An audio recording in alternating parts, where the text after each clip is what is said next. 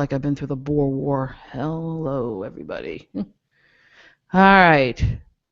Okay. Now we're broadcasting. And let us begin in 3, 2, 1. And I got nothing. Hold on. Stop. Let's do that again. Good thing I can edit. In 3, 2, 1.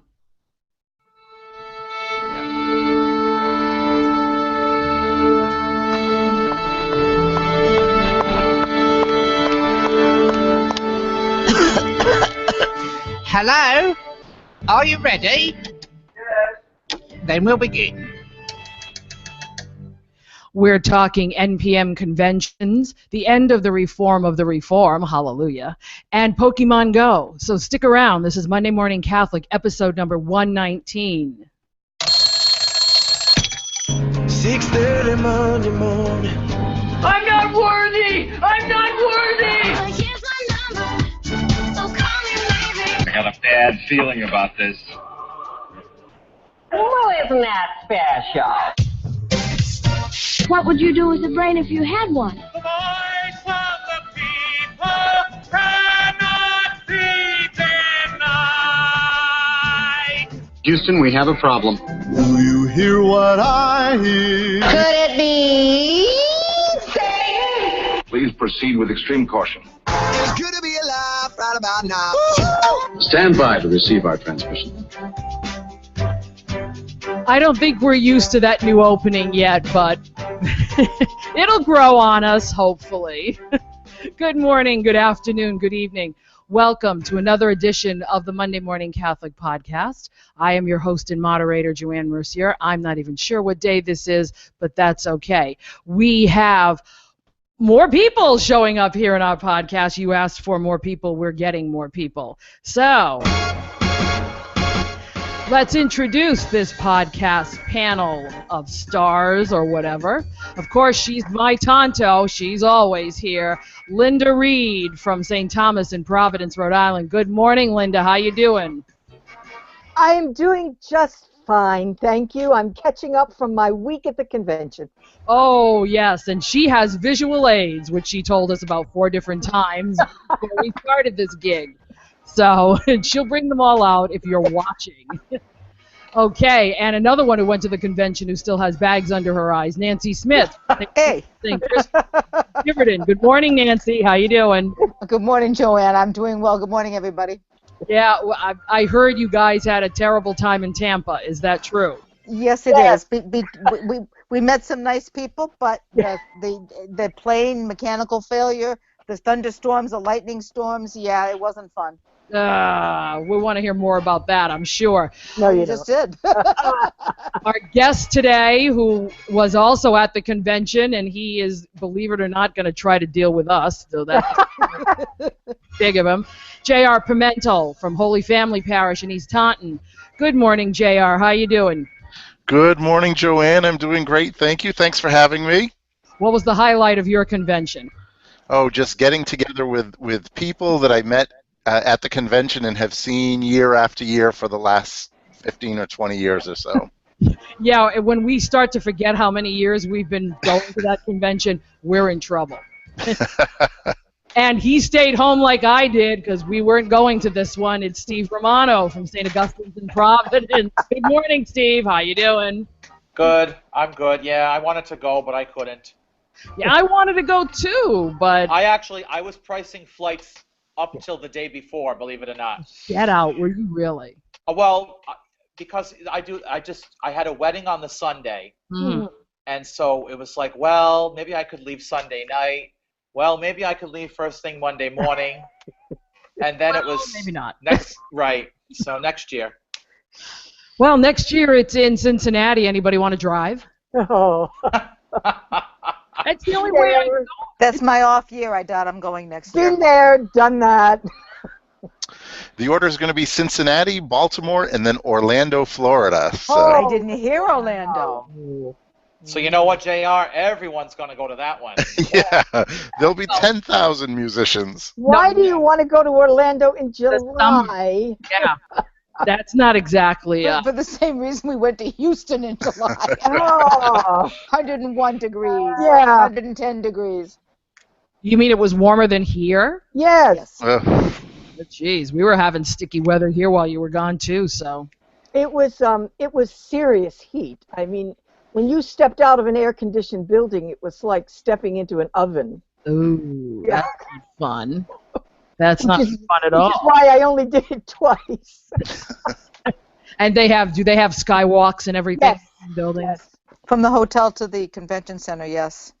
So you really didn't have to go outside. No. Nope. I went to 2 restaurants. That was it. Mother, you only went outside twice. Only went outside twice. Wow. If you don't count waiting for the shuttle for the airport. No, there you go. Right. I went out twice. Monday I went to this Johnson Space Center, so did JR, and I went to one of the events on Wednesday night that required a bus. That was all I did too. You don't willingly go out. I was jealous you went to the Johnson Space Center. I'm sorry, you broke up. Say again. I said I was jealous that you went to the Johnson Space Center. I really have wanted to see that. There's having wanted to see that and Kennedy Space Center my whole life, and Me seeing too. the 2 of them within 4 months. Yeah. Kennedy Space Center was far and away better because they do different things at each place, so they offer different things. Right, exactly. Oh, one of the highlights for me at the Johnson Space Center was that our tour guide was the mission control, was the head of mission control for Apollo 13. So his stories were Gene just. Kranz. When I heard that, I was so jealous. Houston, we have a problem. Yeah. No kidding. And believe me, they capitalized on that phrase. I'm sure. I'm sure. Well, we have a jam-packed podcast today. However, we've had no feedback. But, No, nobody cares. no one. Yeah. Well, just started back again. We're looking at a new format, and I have put out a survey. So if people want to get their tell us how they feel about certain things, I would suggest you go to facebook.com/Monday Morning Catholic and take the survey. It's 7 questions, just like the sacraments. Yeah. 7 questions. Leave it to the liturgist. Yeah. Well, I was going for 3 for Trinity, 10 for Yeah, I know. commandments. Couldn't do it in 3, could you, though? Yeah. But we just want to get an idea of who you are, what you like, what you don't like. But please be kind and constructive. Do not use it as a chance to, shoot out any vendetta you may have or any of your personal feelings about things that we really haven't talked about. Yeah. So just be nice about it. The other thing I want to throw out there to our community and to our friends here with us today is I'm thinking seriously, and I think may have talked about it before, about monetizing. Now, that doesn't mean we're going to start charging people for the podcast. If that happened, make $1.98 and that'd be about it. I wouldn't listen anymore. But there have been some successful people, who've used Patreon, which is a service for creators. And you tell Patreon how much you're willing to give per episode, and as many episodes as we put out, that's what we get. What are we looking to monetize for? Well, right now Joanne's paying for the website. It would be nice if I could just get the website paid for, every year. And it might be nice for some people who'd like some new equipment, not me, because I've got what I need, but some other folks have been thinking, gee, maybe I'd like to have a better microphone or better something. Looking at Linda's like, look. Yeah, look what I got. So, and again, it also keeps us on track. My friends Jennifer and Greg Willits but it used to be the Catholics Next Door, and now it's Adventures in Imperfect Living. That's a mouthful. That's cute. They make, seriously enough, about $400 an episode, and it keeps them every week going to their basement and making an episode. They have 5 kids. He's living in Indiana. She's living in Colorado right now because they're moving the family. He got a new job at OSV, our Sunday Visitor. And so, believe me, they wouldn't be doing this right now if it wasn't worth something to keep going. It would, if it was just a hobby. I'm not saying this is a professional gig. Far from it, It's bad enough I have, me having control of the little board's bad enough. But, again, it would give us a chance to compete with all the others that are doing a fine job, and it would also give us a chance to probably get our name out a little bit more, because when you go on Patreon, it sort of comes up in mid-feed too. So anything that will help us get the word out is also good. Let us know how you feel about that. Facebook.com/Monday Morning Catholic. Drop us an email. Let us know how you feel about that at mondaymorningcatholic@gmail.com. You can go on the website and put it under today's podcast, mondaymorningcatholic.net, or of course, you can call us on the Lonely Voice feedback line, 774-955-0659. It's very lonely. No one calls it because no one wants their voices heard. I think that's the biggest thing. So, but what can I tell you? So I've done enough commercializing. Let's get to the heart of the matter here. This podcast, Big Buzz, is the National Association of Pastoral Musicians annual convention in Houston, Texas. God love you that you all went to Houston.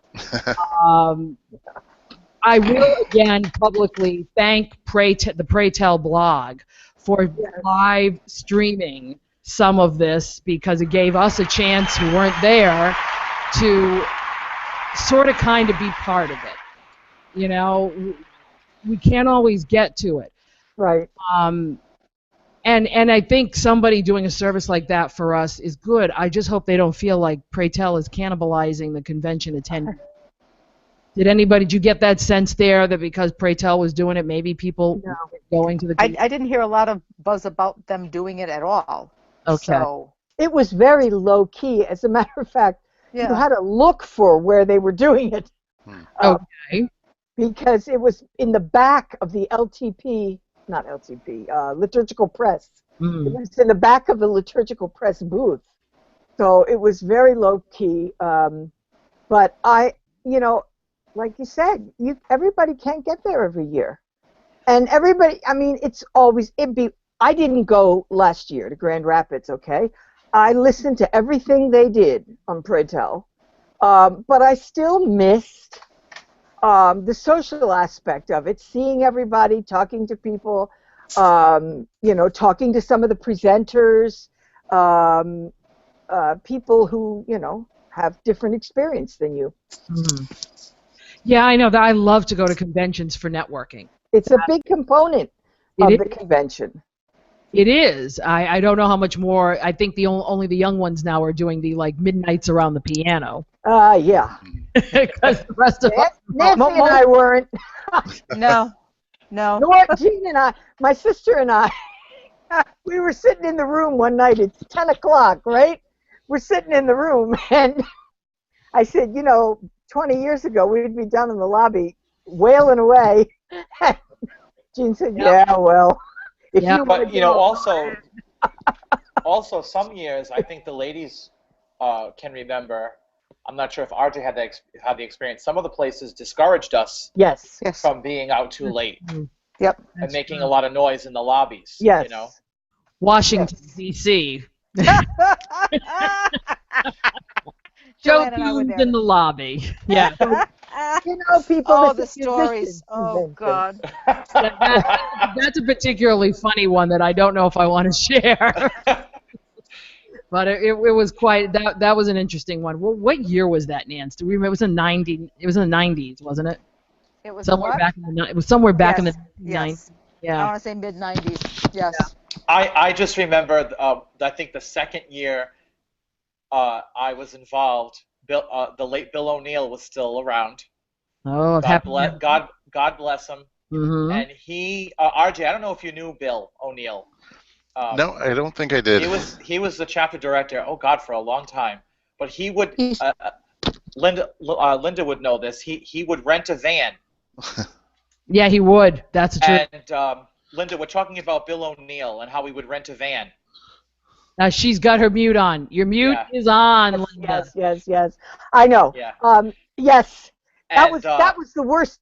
That was the worst. And the second time I went with all of you, I can remember Linda and another lady, Paris, in the way back. And there was a huge accident on the highway. It was about 95 degrees. No. And the engine was overheating, so we had to turn the air off. And so everyone got out of the car, out of the van, and I remember Linda and Paris, their ankles were swelling, I think they said. Was that Stanford? No, Stanford? Stanford. That was Pittsburgh. Pittsburgh. Pittsburgh. You That drove was to Pittsburgh in a van. long van ride. Sounds like you need a Bill O'Neill Memorial van ride to Cincinnati. Yes. And Bill, God bless him, ever the optimist, was like, don't worry, we'll get through this. Yeah. I wanted to punch him. Oh God. So I think, Joanne, I missed the camaraderie more than, let's say, the other things, because, and I'm probably still one of the ones that had the least years in the music ministry, but I have a lot of stuff. I don't need anything else.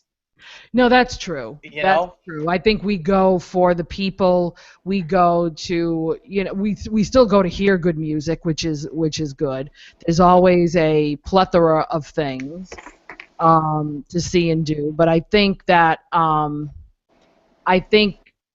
of us have way too much music. We're not using it, and plus, I'm not a working musician like you guys are anymore. So when I go, it's basically because I want to just re-hone my skills, and while I accompany, to accompany. I thought we lost JR. Yeah, well, I wasn't going to say anything. I was really trying not to say anything.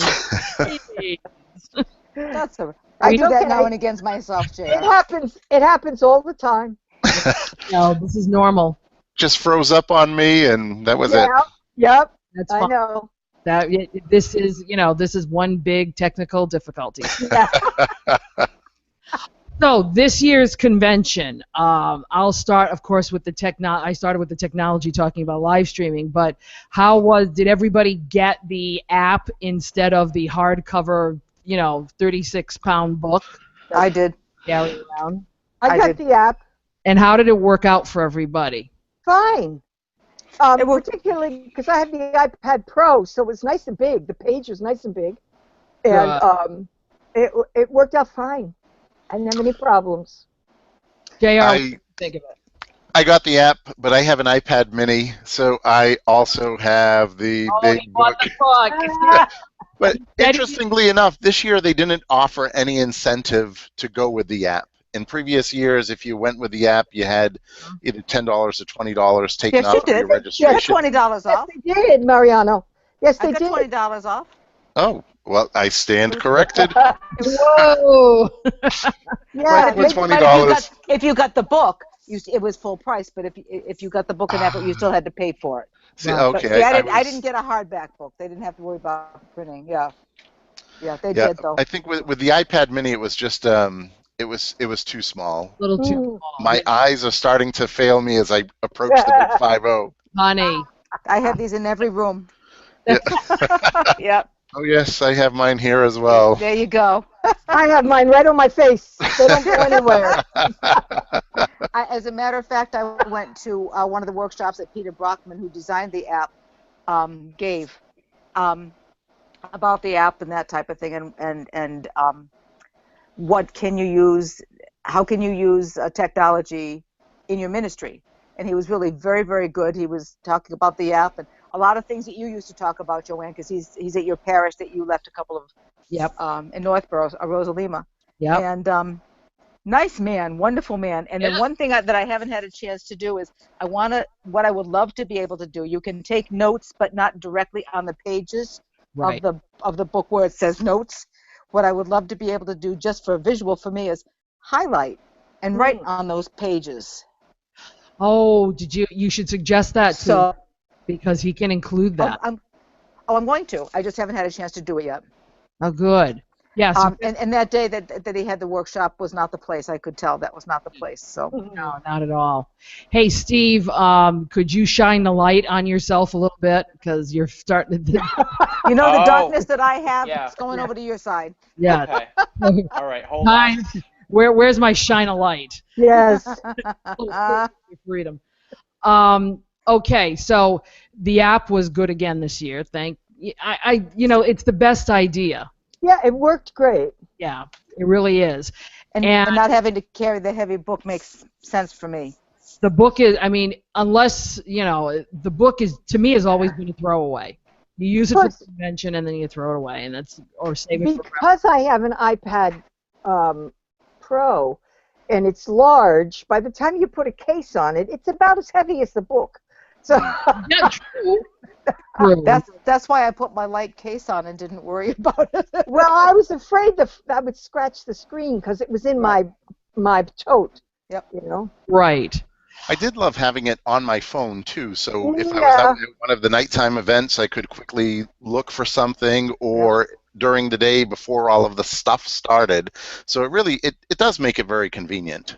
And what he did, and I found about halfway through, is at the bottom there's a menu at the bottom, and one is schedule, program, map, stuff like that. Yeah. And under program, it would come down on the left-hand side and show you. You could scroll through Monday, Tuesday, Wednesday, and everything that was going on. But what you could do was you could highlight one that you were going to go to, mark it as a favorite, and so then when you hit the little star at the top, only your favorites would show. Right. Yeah. Which was great. So in a quick shot, you could see, okay, this is where I'm going today, at lunchtime, this afternoon, this evening. And I also liked how there was a little clock icon, so that if you pressed on that icon, it would bring you to whatever time of day it was in that moment. See, I didn't catch that. See, okay. Yep. So you didn't have to scroll through everything. It was a great feature. Okay, didn't catch that. So yeah. This is where technology is a wonderful thing. Yes. And I see the person that walked in darkness has seen a great light. Hi, Stephen. There you go. Now we can see Steve. Okay, that's a good thing. And I am very remiss because we have someone new here, JR, and I should have done it in the beginning, so we'll take a pause right now so we can, and push the button. Yeah, we do this with everybody, JR, so we want to get to know a little bit about you and how you came to become part of this merry band of musicians. So give us a little quick highlight. Sure. I am the Director of Music at Holy Family Parish in East Taunton, Massachusetts. We're part of the Diocese of Fall River. Right. I've been involved in music ministry since high school. I was originally from Our Lady of Mount Carmel down in New Bedford, and was involved in parish ministry there, was in the seminary for a few years, live in Taunton with my wife and 2 daughters, and just love everything about liturgical ministry and music ministry. There you go. I met you a very long time ago. Yes. Oh, absolutely. Yes. When I had no gray hair. And when I had more hair. Hey. Oh, Steve, I'm on that road. Believe me, I'm on that road. Now, folks.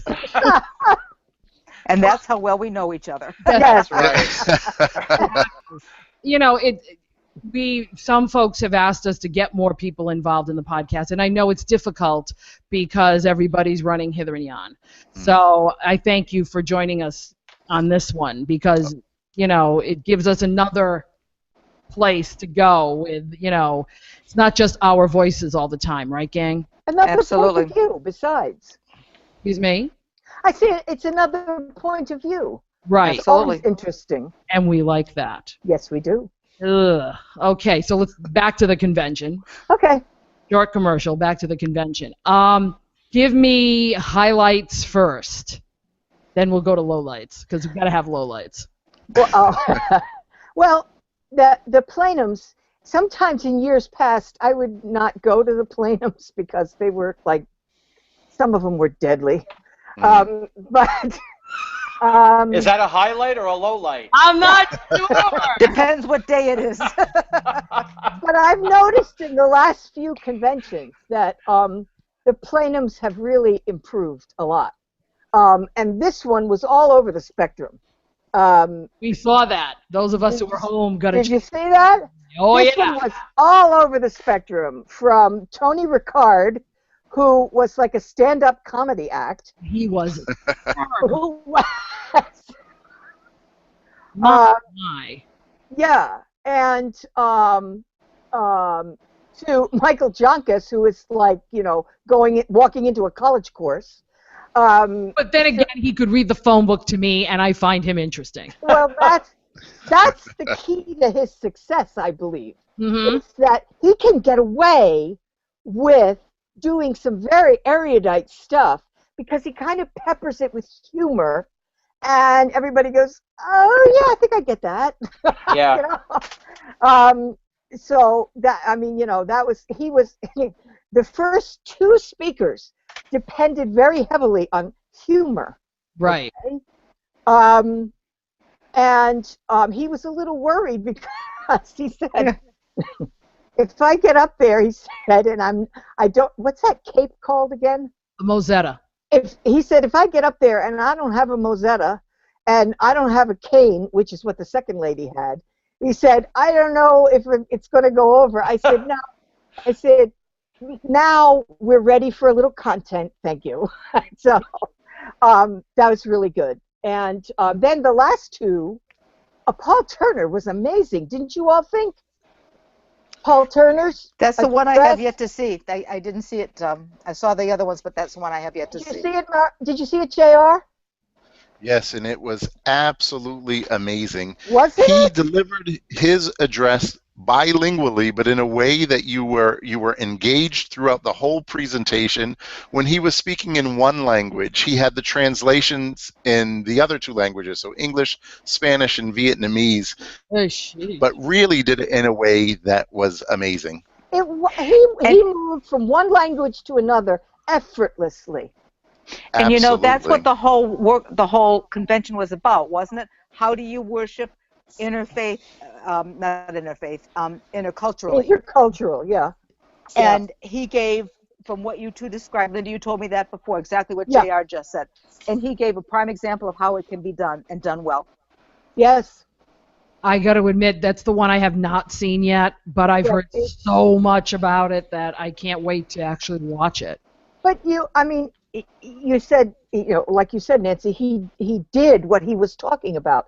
But let's face it, everybody doesn't have that kind of facility with language. That's true. But even without the language, just having the visual, and for me, part of what has to happen is it has to be absolutely in sync with what's going on. And again, from what you said, everything was spot on. It was. So even if it was English all the way, as long as the effortless. side views in the other languages were in sync with what he was saying, yes, that's part of my only regret, success. again, with my failing eyes was I wish I had sat closer to the screen when the translations were on.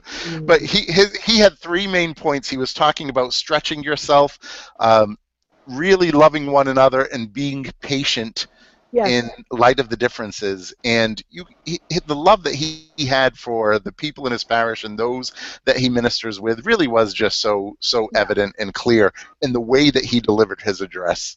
Wow. Yeah, now I'm going to want to watch it tonight. Yeah, go watch it. It's worth it, It's really worth it.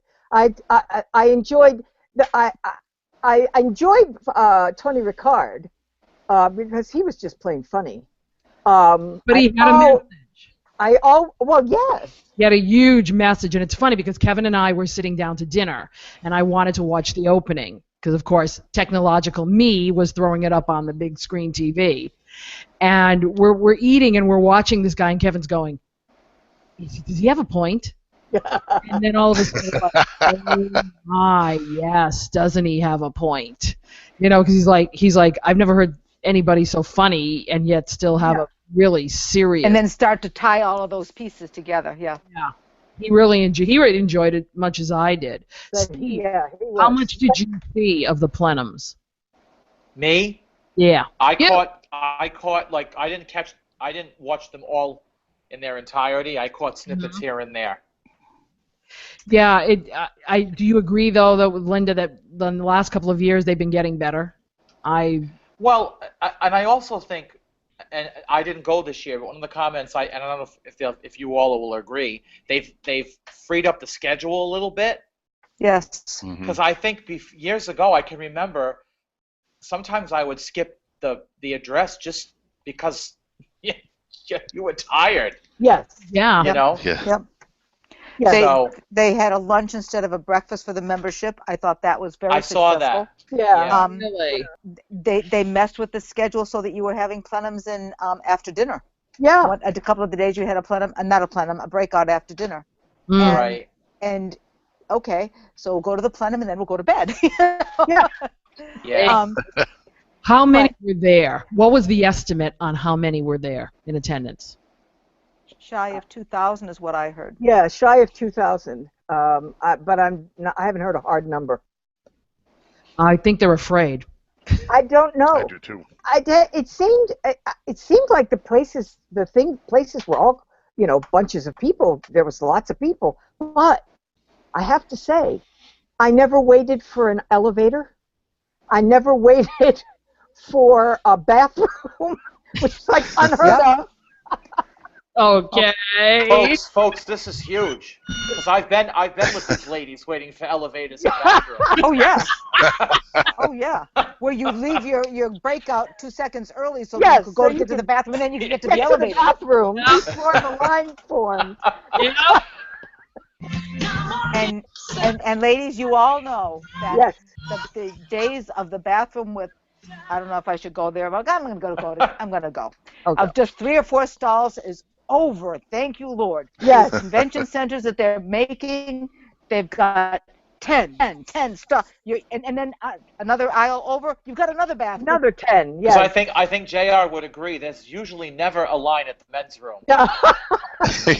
For instance. But we've also never been invited, so Yeah. What I mean by All all right. Now, you all know what I mean. Yes. I know what you mean. All right, we'll let that go. I just wanted hard numbers. I didn't want to talk about bathrooms. Well, Joanne, Well, I think no, we don't have hard numbers. Okay. But it was less than usual. That's what Monsignor Hillgardner said. Was just shy of 2,000, something to that effect at the opening. Yeah, see, I worry about that. Steve, did you? They are froze again. Well, no, the thing that I read was somewhere around 1,800. Okay. But For when I saw that's low. right, but when I saw someone's post, they seemed to think it was even a lot less than that. Yeah. I don't know. Nothing was said. It felt like Right. that at times. It definitely felt very sparse in the big hall. Is it because we've been used to the 4,000 and 5,000 and 6,000 member? Yeah. Could it just be us? It's There possible. certainly Actually, membership at the national level is only now at about 6,000, from what Monsignor Rick was saying. Yeah. And I have to say, we've all talked about this. It depends where the conference is. If Yeah. you're in the upper northeast quadrant of the country, you're probably going to get more people attending than you are going to in the south or out west, because we're just more concentrated. It's easier for us to get to. More of us trying. That they've always said that was always a factor. All right. Yeah. More high. So the plenums were good. More Yeah. highlights. How were the breakouts? I enjoyed the ones I went to. Somebody else talk. I enjoyed the ones that I went to. I was all over the board with what I went to, and I've been critical of a couple in the past, but there was nothing that I was critical of this time. I was pleasantly surprised. I really left the conference, came home with some good knowledge that I could use. Oh, good. That's important. It's not And all. that's the whole idea for going. Right. Yeah, well, that's the one we tell our pastors. Yeah. Well, I'm telling the world right now too, so that's where that works. That part of it that's listening. True. Steve, when you were, did you watch any of the other Pray Tell things that they had with the composers and? I pretty much watched all of the little in the booth discussions that they had. Yes. Anything there strike you as? Yeah, Tony Alonso had an interesting video with Father Ruff. I don't know if you saw that. I haven't seen that. On like the 5 judgments. I went to his breakout. Yeah. Okay. That was really good. He's very good. Yes. He's one of the rising stars. I went to his breakout that he did about obstacles to full conscious. That's exactly right. He did like a wrap up of that. It was very good, and he did a 2-parter with Michael Joncas and Marty Haugen on mercy. That may seem vague, but it was the manifestations of mercy. First in Scripture, in Old Testament, in New Testament, and then Laudato Si, as mercy applies to the way we treat the earth. That was very good. Well, we're still in the year of mercy, so it all applies. Yes. I have a highlight. You'll like this, Joanne. What? It was during, I believe, the GIA showcase, and they were talking about songs for the Year of Mercy, and they were mentioning, they're pointing out, here's one of our composers there, and they asked Father Fran O'Brien to stand up because he has written verses for Mercy, O God, for the Year of Mercy, or to be used at other times aside from Lent. And he was there. I saw him. He was I saw him too. Yeah. But we used that very successfully through Lent and the Year of Mercy and such. And I was very happy to see that we have some verses that I can use outside of that season. And you'll point me in the direction of them later. Mm-hmm. Well, yeah. I usually give people that piece as a lovely piece for Lent. And I share that with my communities because we're looking for something for Lent for this coming year. And I want to share that with them because it's a great piece. Yep. So, good. There's another. I was glad he was there. I didn't see him on the list of presenters, so I didn't know if he. I don't think he presented, but he was there. No. Good. Showcases. How were they? I did see the one from OCP. I'm gonna save my comments till I hear the rest of you. I found that, not to sound overly critical, that and without mentioning any of the specific publishers, there were only 1 or 2 great pieces from each of the showcases for my liking. Okay. Well, JR, I'm gonna kind of concur, only because I've been at this so long that it takes like a bolt from the blue to impress me at this point. So, it really has to be something special or something that deals with a text that I don't have anything for. Right. And I did find a couple throughout the showcases. So, be that as it may. Nancy? I find in years past I would close the book and say, what a dud. Yeah. That's honest. This year I did not do that. Yeah. There was at least 1 or 2, as J.R. and Linda have said, that intrigued me. As a matter of fact, one of the breakouts that I went to early on, and Linda and Jean were there, music for smaller choirs. Yes. Like SSAA or something like that, or just easy SAT or something, or SAB. And I've never done this before, and I've been going to conferences since '86. I ordered music. Yeah. There was a piece of music that impressed me so that I ordered the music right there, and I've never done that. I just it was for confirmation, specifically for confirmation or Pentecost, and I've been looking for a new piece. By Linda, say that again because you kind of broke up into techno. I'm sorry, Nancy broke up. All right. Michael Silhavy was the presenter, and I told him afterwards, I said, I've never been, this was only half hour long. It was one of those little mini showcases. Labs, they're calling them lab thing now. Yeah. I said I've never been to a presentation where I've liked every piece of music that was presented. I said you broke the record. Wow. And he said, could you come over here and tell this gentleman that? I said, sure. But it's true. I mean, it's not every piece I would use, I could use, but I liked every piece he presented. So there you go. So overall for the showcases, I thought they did as better than they have in past years. I wasn't overly impressed and said, wow, that's phenomenal. But I said, okay, I like that one, I like that one. All right. Just to give you an idea, here's 1/3 of the freebies. Oh, gee. If you're watching, she's holding quite a few things. The freebies. We got a copy of Glory and Praise, the complete hymnal. Third edition? Yeah, Glory and Praise, whatever edition is the newest. Yeah. We got a sampler for the new Ritual song, which looks really good. I've always liked Ritual song because I like it. Yes. Liturgical Press was giving out copies of their hymnal. Sacred song. Yep. Every workshop, every showcase had either a booklet this thick. I can't. Okay. All right, a booklet that thick, full of pieces, or a packet of octavos that thick. Nice. And I can't explain that thick to people who are only listening. All right, that thick. Let's see. There's about 15 songs in there. There's about 15 songs in every booklet. Okay, good. And GIA's is thicker because they put the entire octavo in there. Oh, nice. And a CD.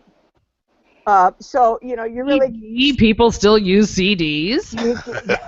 You know, you can stick them in the car and, you know, you wind up... People play CDs in their car. Yes, I do. GIA is celebrating their 75th year, and they had books that was almost about 3/4 of an inch thick for those who don't. And they were selling them, and I had one in my hand, and I thought, I'll just wait. I'll get it some other time. I don't want to carry it around, which is good because they gave one to us. Good. But the guy told me. I had one in my hand, too. Yeah. And the guy said, maybe you don't want to buy this now because we're giving them out at the showcase. And this price on those books was $29.95? Yep. The accompaniment book is $40, I believe. Oh, wow. Now, those of us who were home, Steve, did you watch any of the showcases? Did you download the music? The only thing I downloaded to look through was the program book. Okay. That was available right on the NPM website. Right. And I even downloaded some of the handouts for the breakouts. Yeah. I did that too. The PDFs are wonderful. Yeah. Yeah, I tried to download the music so I could give them to my organist and for OCP for that showcase, and I couldn't find the links. I have to look again. They sent emails out to everybody with stating that specifically, but I couldn't find the link, so I have to look again. Yeah, because I watched one of the ones that was live streamed. I'm not so sure I want to say which one it was. Okay, first day, second day, or third day? Then we'll know. Yeah, it's second day. Okay. Second day. And it wasn't the quality of the music. I think I'm just irritated by the presenter anymore. Oh, okay. Okay, so now you guys know which one I'm talking about. Because I just don't, I mean, yes, you are trying to sell us something, but let's not, it just gets a little much for me. Nor do I want, you know. Can I say something and get myself in trouble like I usually do? Oh, geez, sure. Yeah. All right, ahead. I remember the year, and maybe all of you were there. If you remember, we were at one of the showcases, and in the book, they had the Irish Alleluia. Oh, yes. The same thing as the other publisher's Celtic Alleluia. Yes. And people were just looking around at each other, just like, come on, you know what I mean? Yeah. Well, it wasn't. Go ahead. Well, it was the refrain in a different key, with metrical with chanted verses versus the other publishers' version in a higher key with verses. It was just, it gets to be ridiculous. Yeah. Yeah. It's just that I know they want to show off their best pieces, or they want to show off the ones they think are going to appeal to people. Yes. Well, go ahead. There are times, not this year, but there are times that we all have looked at each other and said, what do they want to do, clear out their warehouse? Yeah. Of stuff that's not selling? Because that's how poor they have been in the past. This year was not that way. Not this year, no. That's good. That's good. But something that you said kind of rang in my head when you said it, that we're at the point now, some of us, where if we find one or two new pieces, that's okay. It's not the old days where everything that was coming out was, oh, gee, I got to take this home. Does that mean we are starting to settle in on a common repertoire? Well, sure it does. It does. And there was a lot of questioning going on, not in so much the public forum, but you could hear little bits and pieces of, is this what the church needs now? More? Right. More music, And then on the other hand, when I was talking about what I perceived as the virtues of Ritual Song 2, they were saying that, when these first hymnals came out after the new missal, they came out in a rush. They did. It was just like when all the music came out after Vatican II. It all came out in a rush, and it was like, and it was the same with the hymnals that came out. I didn't see one that I really wanted. Consequently, we're still using Gather Comprehensive, the green. Right. I think this next generation of hymnals is going to be a little more refined than what came out right after the new missal came out. Good. That's helpful. Tony Alonso's got a nice new mass, too.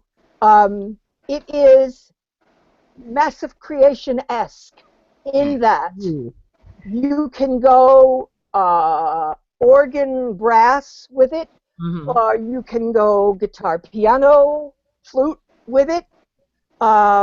It's very, it's that kind of a mass. It's not real complex. And if you listen real closely, you can hear a little of the Massive Creation in it. No. We don't want to. But it's, and it's not surprising because Marty Haugen is one of his mentors. Oh, that's true. But it's a very serviceable mass. It really is. Good.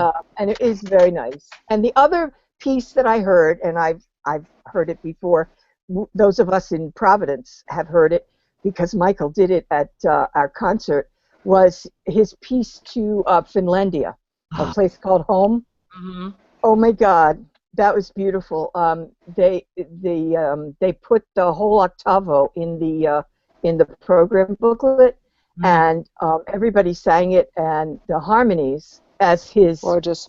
He's never content having the same harmony for all four verses. So it gets consequent. Each verse gets built upon, and it's just gorgeous. It really and I is. saw that Jean Carter's back around again too. Yes, she is. I went to one of her workshops. I also saw a poster. She and Tony Alonso are doing something in Boston in December. They're going on a tour. Nice. They're going on a tour. She mentioned that. This could be interesting. Yeah. Okay, when she was with us, when she came to Providence 9 years ago, she just had a baby. That child is obviously 9 years old. Obviously. Wow. And she's got a set of twins. 8 years old. Yeah. Wow. Yeah, she says, I know. She kept looking at me, and afterwards I spoke to her for a few minutes. She says, Providence, yes. Yeah. Yes.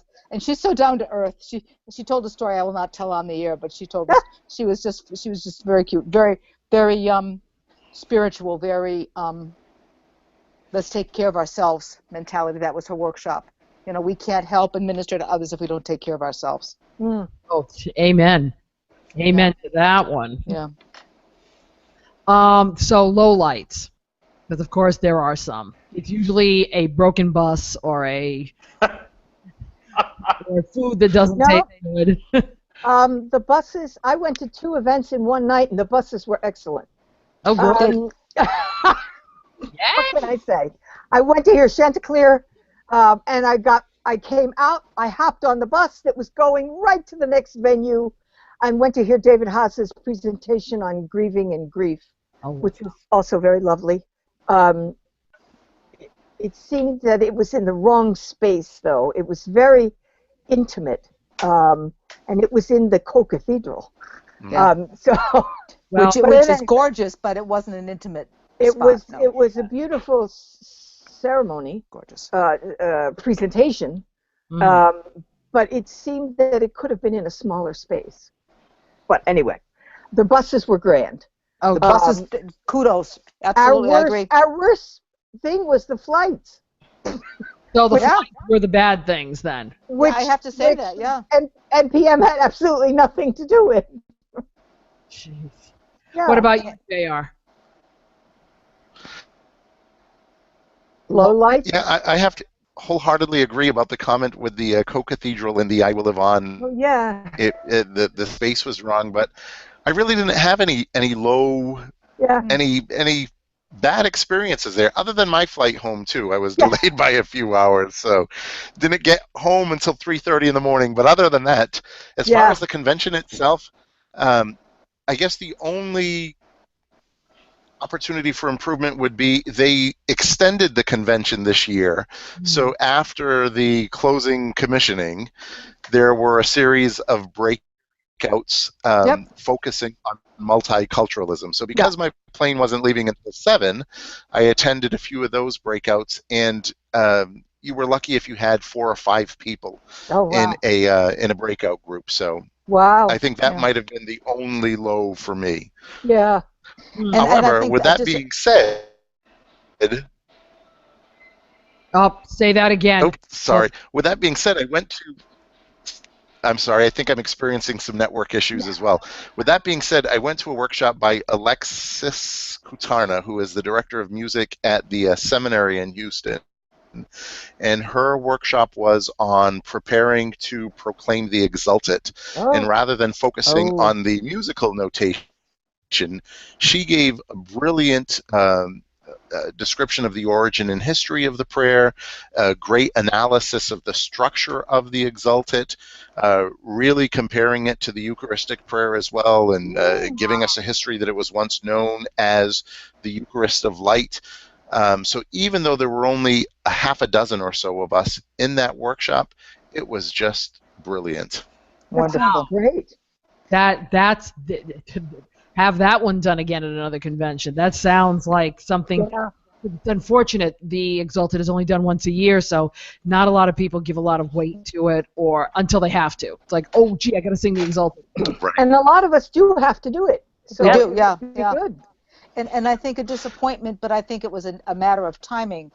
I was disappointed that they didn't have anything about the new marriage ritual, but I have a feeling that's because of the timing of how they set things up, and then the release of the new ritual and stuff. Yeah. I think it has to do with that, but that was a little disappointing, though. I think they had something for the clergy. So if they managed to do it for the clergy, oh boy! I think I could be wrong, but I think they did. Yeah, I know. It's hard. This whole thing with the the new marriage ritual is a whole other issue, and we are going to be talking. That's our next podcast, by the way. We're going to be talking about the new order of celebrating matrimony, as it is called. That's our next podcast. So stay tuned. We are going to talk about that. We will. So, last impressions on the convention. Job well done. I thought it was well done. Okay. They really did an exceptional I thought job. It was very well done. Kudos to the Houston committee. I bet Hospitality all over the place. They did a nice job. Really good. And I bet Cardinal DiNardo was pleased. He didn't have Cardinal DiNardo gave a dynamite homily at the closing liturgy. Really? Yeah. Really. That's our Episcopal moderator, folks. Yep. NPM. That's what he does. All right. I was sad to hear that his term is coming to an end next year as well. But that he'll be involved in the succession planning for his role with NPM and keeping a liaison with the USCCB. And that I got a couple we could put. I got one we could put there. and I know you do. But before you go there, can I also say, am I understanding correctly that Monsignor Hillgardner as well said that he needs to step down? He said that at the very beginning. Whoa, did he really? He said something about he serves at the pleasure of his bishop. And I think that they're looking to they're needing to he needs to get back to his parish. Yeah, I think. I'm not sure where, but I think that if I understood what I heard correctly, and if somebody out there has a correction, please let me know, because I don't want to spread something that's false. Oh, yeah. No, that's how I understood it as well. Okay. Because we don't want any, Yeah, we don't want any of that. It almost sounded like Monsignor Rick and Cardinal DiNardo were that it was going to be happening at the same time. Yeah, it did. Darn. So it should be interesting to see how things go. Yeah, because it is NPM is a part-time position. Sure. But even when you have a full-time parish job, that's got to be. And then Episcopal moderators kind of come and go because they have their terms and then they go on to another aspect. But, our friend the Bish. He could be our Episcopal moderator. He's an Episcopal moderator, I believe, for either campus ministry or something right now. Yeah. Really hoping that, Bishop Chris, if you're hearing this, NPM is a fun time. So. Okay, I'm switching hats now. I've been wearing my pastoral musician liturgist hat, and now I have to switch and put my grandma hat on because I have 2 grandchildren downstairs who need attention. So I'm going to have to leave it to the rest of the 4 of you to finish this wonderful podcast. Okay. But I got to go. It was good to see you all. She never leaves. Good to see you, Linda. Thanks, Linda. Thank you for joining us tonight. Okay, so let us move quickly to her favorite.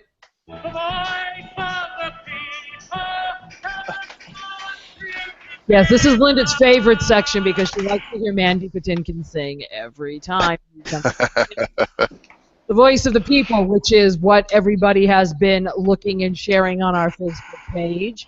And she probably got out of it because the topic is not exactly what I'm always happy with. It is the one, it got about 183 shares, which was Pope Francis, Cardinal Sarah, and the end of the reform of the reform. Yes, we've heard a lot over the last couple of weeks about ad orientem, which position should, where should the priest face? Towards the wall, towards the people, towards Mecca. There was a little erroneous information given out in suggesting that perhaps we should start facing the wall again by Advent, and then a little retort that said Pope never said that, and also that we should stop using the phrase the reform of the reform. Now, if you are like us and you read a lot of different blogs on the internet, people were either rejoicing or cursing again, and we're not sure which side was doing that. I don't know about you all. I have my opinions. I'll wait until I hear what you say. But is this all much ado about nothing, or do we have something to worry about in the long run? Anybody, jump right in. And we got. I don't have it about. I think that is one of those things. What happened? Nah, I just threw the crickets up because nobody said anything. Okay. I don't think we have anything to worry about. I think he spoke at a conference, and it's one of those things that when you pull something out and you say something like that, it is an opinion like any of the plenums that we're talking about at NPM. I don't think it holds too much weight by him saying that. It's an opinion, as he stated, to my understanding. So we'll see.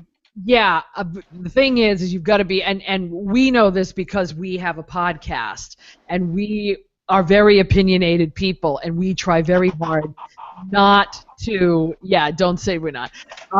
We're very opinionated. We try to really walk a middle line.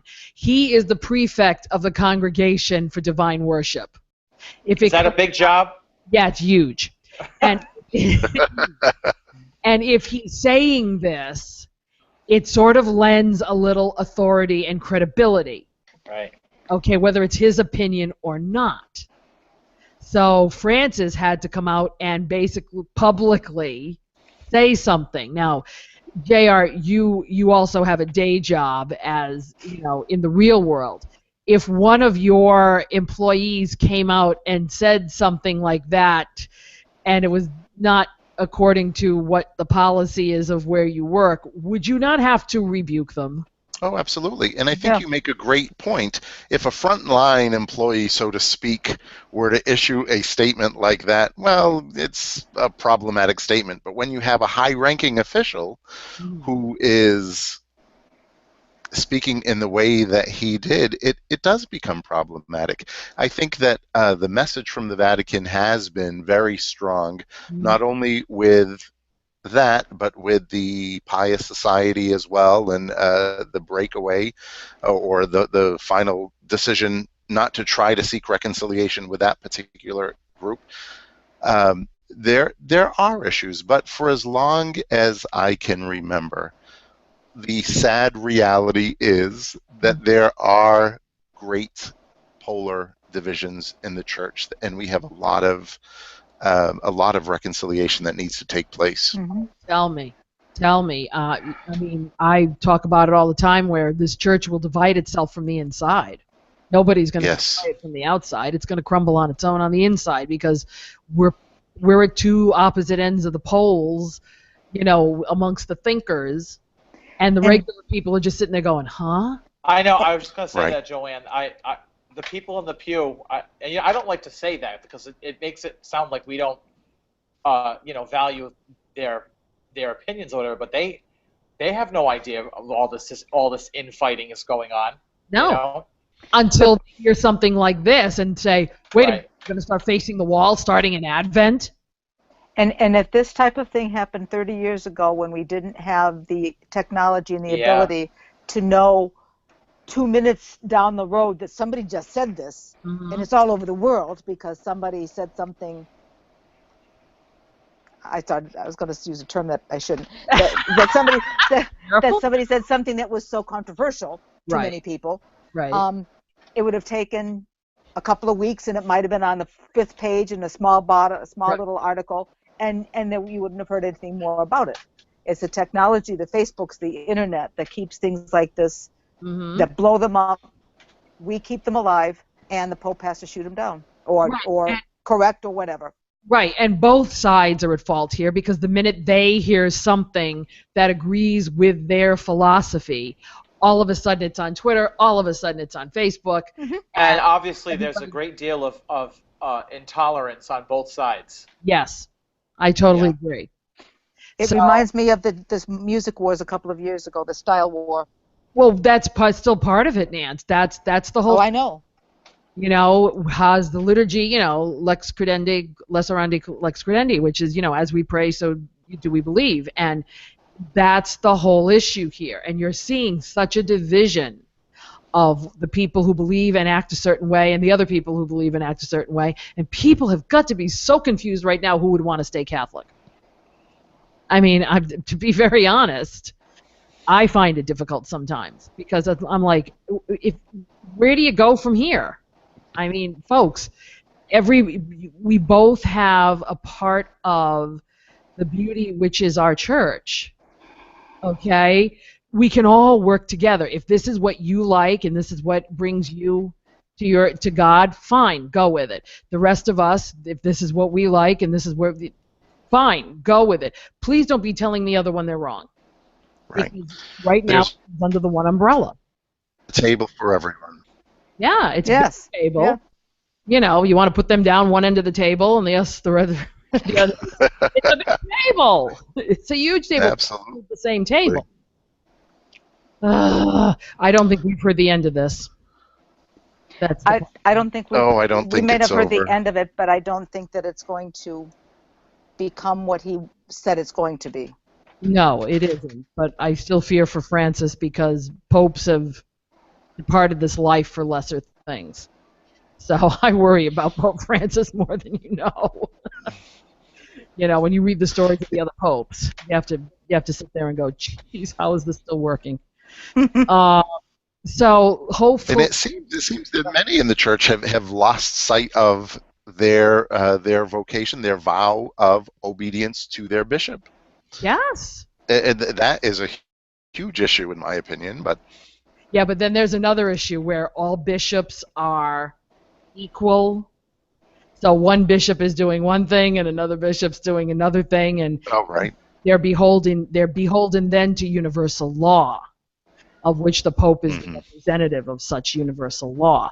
So now it's a matter of, I can do this in my diocese, and we talked about it before we changed formats. Remember, we talked about the bishop that was taking control of music in his diocese. Oh, yes. It's a Marquette, I think. Yeah, it is. I think so. Yeah. So see, there's another issue where he, within his liturgical right, and canonically and liturgically, he is the chief liturgist, and he can do whatever he wants in his diocese. So it's like, I don't know. I don't have all the answers. I just know I didn't write the book. I didn't write the laws. I follow them the best I can, and teach about how we should follow them, and that's about it. And I am just tired of people pulling us one way or the other. Because one side will say, we have the beauty of everything, and they have the clown masses, which I haven't seen a clown mass in about 20 years. Exactly. Okay. They keep pulling things that serve their purpose. Yeah. Right, and we're not doing that anymore. Okay, at least I don't know of any. At least not in New England. So let's just go. I don't even know. I've never even seen such a thing. Oh, I have one. Me neither. I've heard clown mass and puppet mass were kind of in the same phrase at one point, but we're talking almost 30 years ago. But that I heard about the puppet mass. I'm going, puppet mass. Yeah, it was an educational tool they were using. You got to go back children. To the 70s. Yeah. For this stuff, but it keeps getting dredged. So hopefully we've heard of the end of the reform for now, with any luck. If you have anything out there that you want us to get up on Facebook and discuss, please send it along. MondayMorningCatholic.net on the website, MondayMorningCatholic@gmail.com if you want to email it. Put it up on Facebook, and we'll put it in the main part of the page, Facebook.com/Monday Morning Catholic, or again, you can call the lovely lonely feedback line, 774-955-0659. We have one last thing today. Can you hear me now? I bow to you. And so far, this is the one segment that no one wants to ever hear of on our service. They don't like my technology and evangelization segment. You know what? I really don't care anymore. No, I'm kidding. But now I'm going to give you the reason why you should care. If all of you out there are part of the Pokemon Go craze, well, guess what?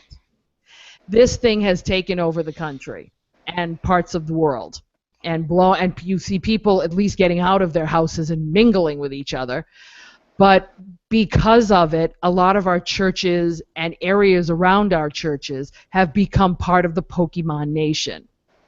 They've either become a Pokemon gym, where you as a trainer take your Pokemon to teach them how to fight, and then of course take over the gym, and there's like wars over these gyms. Or you're a Pokestop, which means you can pick up things that attract Pokemon, make them grow and train better, things like that. Now, these people are looking at me going, what the heck is she talking about? Anybody else out there who's the young ones in our community probably all know what I'm talking about. Folks, this is an opportunity for evangelization.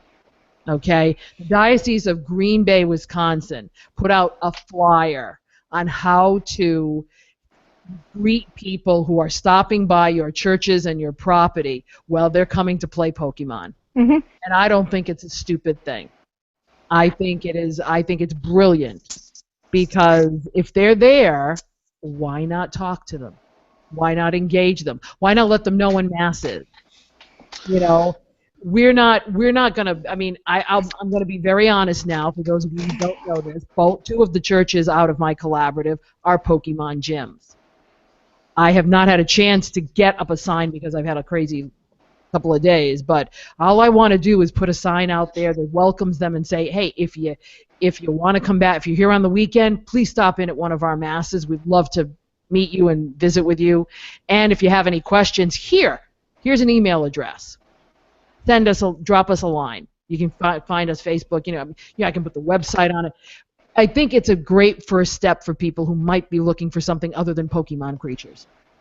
It is a great idea. A friend of mine is a DRE, and in her parish they've done the same things. They've set up the signs in front of their church, inviting people, meeting people where they are. So I believe that you are right, that we have to take advantage of this as a method for evangelization. Yeah. I think if we pass it up, we'd be kind of, I think some people think it's dumb, and yes, those of us older people, we're not... I'm laughing because I just absolutely cannot relate. That's what I'm laughing about. And it's no disrespect to any of this. It really isn't. I don't understand it. I don't get the craze of it all. But I'm not young anymore, so I wouldn't. I don't get it either. Okay, it's not I'm one of the few computer nerds that never plays games. Like, I'm not a gamer. I don't do that. But if they're bringing them, if this game is bringing them to our door, yeah, absolutely. I just think we'd be stupid not to take advantage of the situation and say hello. Yeah, I agree. Absolutely. And the sad reality is how many of them are coming to our churches other than for this game. It really is an opportunity to meet them where they're at and reintroduce them to a larger community beyond their cell phone. Right, and if nothing happens, fine. But for that one person that may get drawn in, that's looking for God and doesn't know where to find him, we just may have provided the opportunity for that. Absolutely. Absolutely. Are you playing the game, Steve, or? No. You're young. I was never a gamer at all, so. Yeah. No. My computer does other things. I don't sit there and play mindless games. I know a lot of people who do, but I don't. But some people find it stress relief. Fine. Yeah. I watch TV, so that's. I have to tell you, my office window overlooks the city center, the green, and every day there are probably about at least 10 or 12 people out there looking at their cell phones playing the game. And for weeks, we had no one that would walk the green, and now there's life again and activity going on. So nice. It is interesting to watch.